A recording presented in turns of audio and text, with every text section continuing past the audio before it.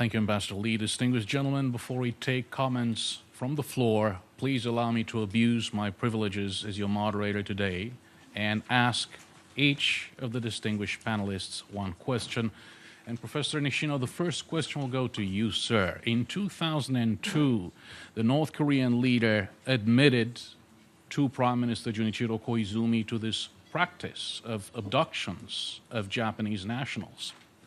Now, what the North Korean leader failed to understand was that Japan is a democracy. There are very vibrant civil society organizations that will never stop until they find full closure. What would it take, Professor, if some type of dialogue or engagement were to take place on this particular issue of abductions? What would it take to bring closure to family members, civil society organizations representing them in Japan?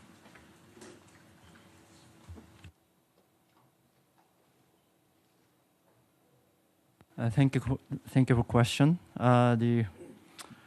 Yes, first of all, I don't think that Kim Jong-il could understand the power of civil society because, as we well know, he's not the leader. He wasn't leader of democratic nation.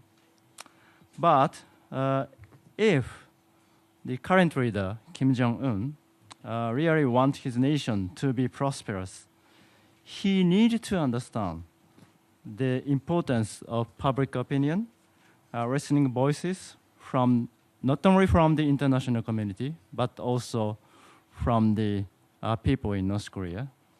So we should urge Kim Jong-un. The important thing is that we should urge Kim Jong-un not to try deceive us again.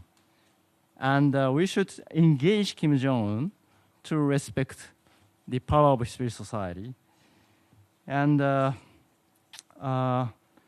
as Ambassador Lee mentioned, fortunately for Kim Jong-un, his father, Kim Jong-il, already expressed apology for the abduction issues by North Korea. So now is the time, and now is the last opportunity, not only for Kim Jong-un, but also for North Korea, to envision comprehensive kind of roadmap, including abduction issues and nuclear and missile issue, to envision the comprehensive roadmap, including all of the outstanding issues for his nation's the bright future. What he needs to do at this moment is to pave the way for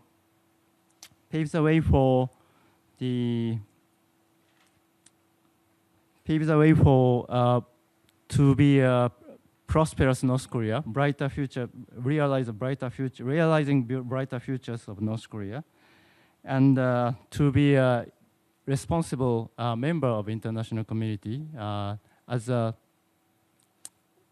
international community by returning all of the abductees immediately.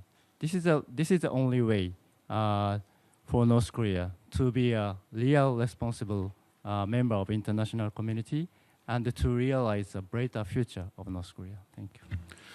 Thank you, Professor Nishino. Mr. Rivia, you have had countless contacts with your North Korean counterparts. You accompanied the Secretary of State when she met with the previous North Korean leader in Pyongyang. You have participated in numerous Track 2, Track 2.5 meetings after the conclusion of your long and distinguished diplomatic career. I think we all remember President Reagan's words of advice: trust but verify. We always aim for FFVD, full, final, verifiable denuclearization. Previously, again, it was CVID, complete, verifiable, irreversible denuclearization. So verification is always there. But what about trust? I think that all of us will probably agree that there is a tremendous lack of trust as far as the DPRK government is concerned. Would it be possible for the DPRK government to focus on this particular issue? the abduction of Japanese and other foreign nationals, begin to address this issue and start building up some trust that later on might be used in other areas as well. Why not? As we address those very important political, security, military issues as well. That is a great question. Let me begin by sharing a little secret with you.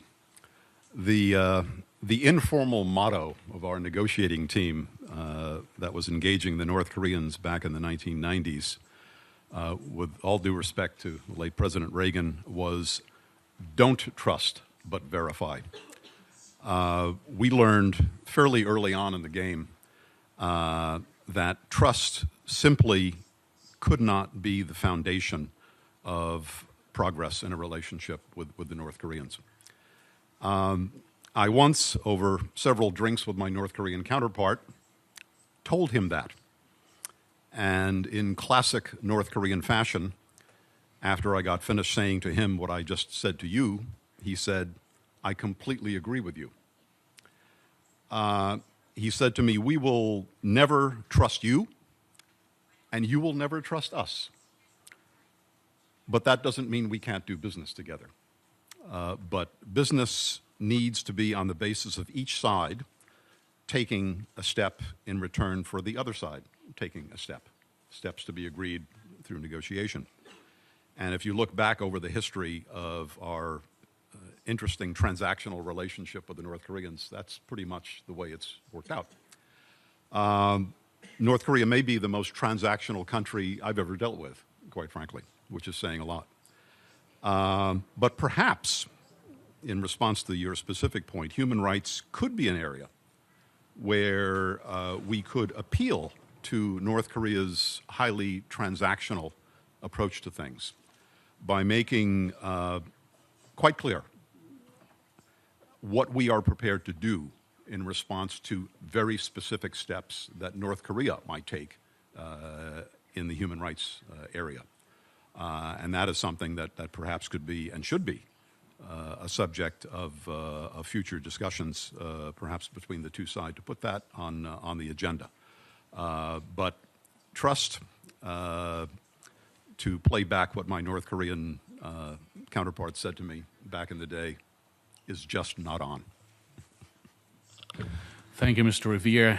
And my next question will go to Ambassador Lee. Ambassador Lee, while you're Ambassador for North Korean human rights, you're an extraordinarily active defender of North Korean human rights. You were in Geneva, in New York City, in Brussels, in Seoul, in Tokyo, and everywhere. We all know it's an extraordinarily difficult issue. As you said, in the most recent UPR submission that just came out, all we see is just denial. Denial that the political prison camps exist, denial that abductees are still alive in the DPRK. I know this is perhaps an unfair question, but is there a chance? If so, what can be done to engage the DPRK on human rights issues specifically, and perhaps beginning with this very pressing issue of bringing abductees back home?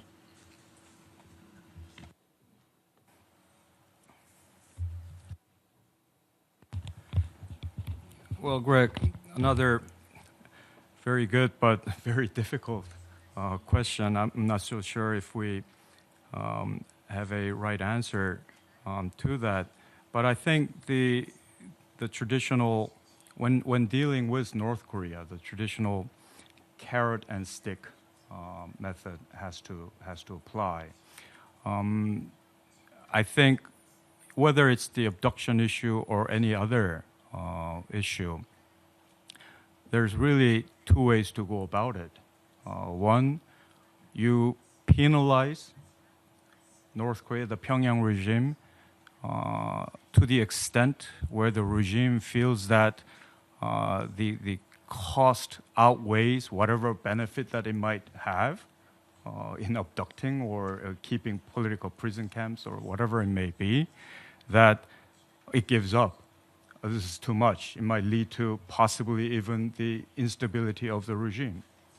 So I think sanctions are part of that sort of matrix of putting the pressure and penalizing North Korea.